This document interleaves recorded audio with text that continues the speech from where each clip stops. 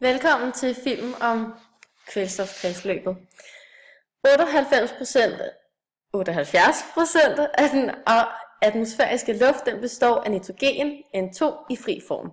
Dette skal både mennesker og planter og dyr bruge til at opbygge proteiner, da nitrogen binder aminosyrene sammen til proteiner.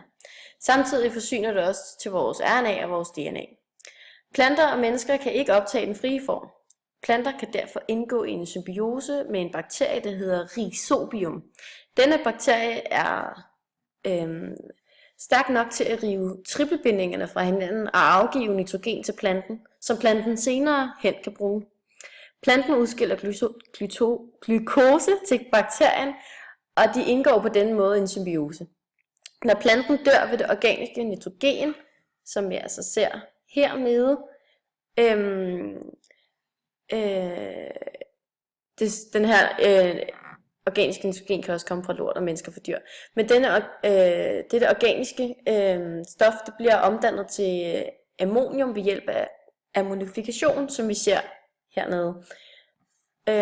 Planterne de har nemt ved at optage ammonium, fordi det her ammonium det kun er i jorden i kort tid, fordi det bliver omdannet til nitrit, som herefter vil blive omdannet til nitrat igennem processen nitrifikation. Og pilene her, de viser altså, at planterne kan optage både NH4+ og NH-3. Da nitrit er negativt lavet, kan det hurtigt suges igennem til grundvandet, fordi jordpartiklerne også er negativt lavet. Og nitratpartiklerne binder sig derfor ikke til jordpartiklerne, og planterne kan Nitratpartiklerne binder sig derfor ikke til jordpartiklerne. Dog kan planterne stadig optage nitrat fra jorden. I nogle tilfælde vil man oversvømme markerne, da vand hjælper til at give de anaerobe forhold, da ilten ikke kan trænge gennem vandet. Bakterierne, som lever under aerobe forhold, kan gå ind og have indflydelse på det nitrat, som kommer ind. Ved hjælp fra dette vil der ske en denitrifikation, som er her, hvor nitrat bliver omdannet til frit nitrogen og ilt. Den frie nitrogen rører derved op i atmosfæren. Noget af dette nitrogen vil blive suget ind i de her fabrikker, hvor man her kan producere gødning, som bliver brugt på markerne. Her laves der nogenlunde samme proces som ved Rhizobium. Denne proces er altså med til at binde nitrogen, så det kan bruges til gødning på markerne, og herfra kan det så binde sig til de afgrøder, som vi som senere hen som fødevarer vil putte i munden. På den måde får vi som mennesker det nitrogen, som vi skal bruge til at danne DNA og RNA og proteiner. Fra markerne bruges disse afgrøder også til foder til dyrene, som vil bruge nitrogen på samme måde som os mennesker.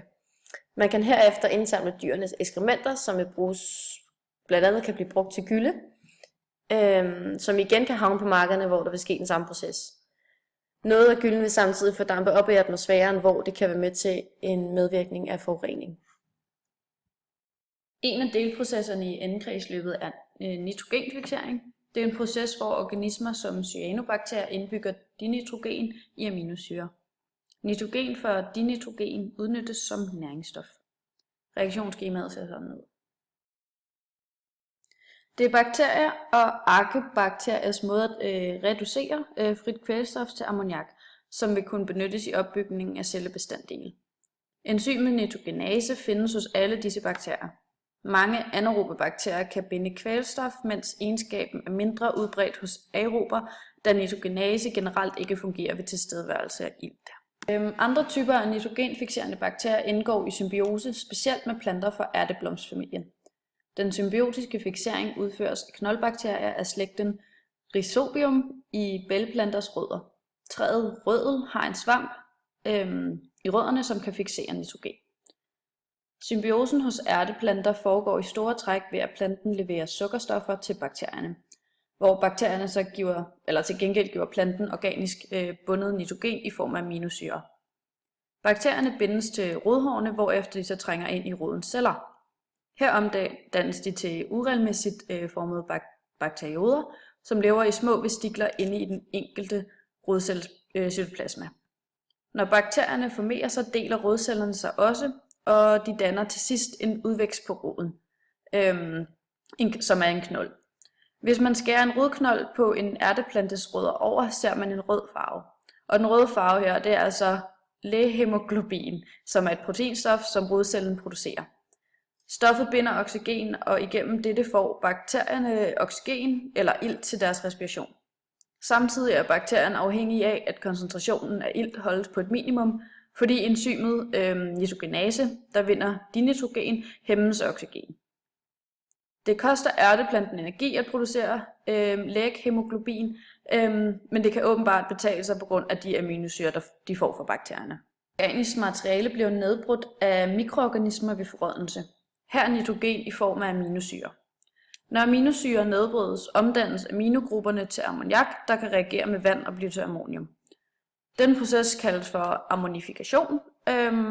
Respiration indgår i ammonifikationen og frigiver derved energi, som anvendes til at koble ADP med PI til ATP. Og det uorganiske ammonium frigives til det omgivende miljø. Over delprocesserne nitrogenfiksering, symbiosen og ammonifikation, så findes der også en anden delproces i kredsløbet, som kaldes nitrifikation. Dette er en mikrobiel proces.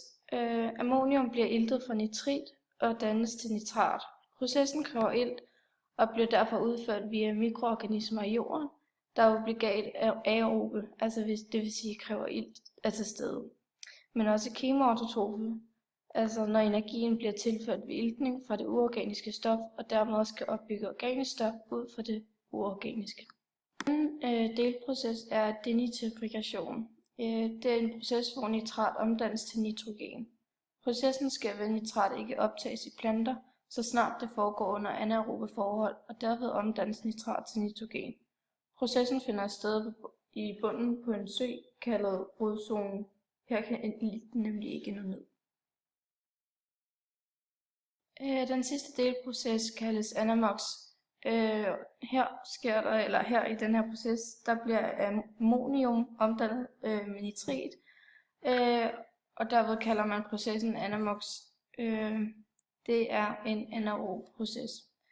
Anamox-bakterien udvikler sig langsomt, og derved troede man ikke, at det havde en betydning for naturen. Det var via nogle forsøg, man fandt ud af, at ved at tilsætte nitrat i vandet, benyttes der ammonium, og der dannes nitrat. Derved har anamox en stor betydning for nitratproduktionen på en havbund. På figuren her ses et skema for hvilke organismer, der varetager de forskellige processer og deres kategori. Energitilførslen for fototrofer er lysenergi, og det er altså planter, der får deres energi gennem sollyset. Energitilførselen for kemotrofer er oxidation af uorganisk stof. Her er det bakterier, der får deres energi. Den sidste energitilførsel er for heterotrofer, og det er oxidation af uorganisk stof. Og her er det også mennesker og dyr.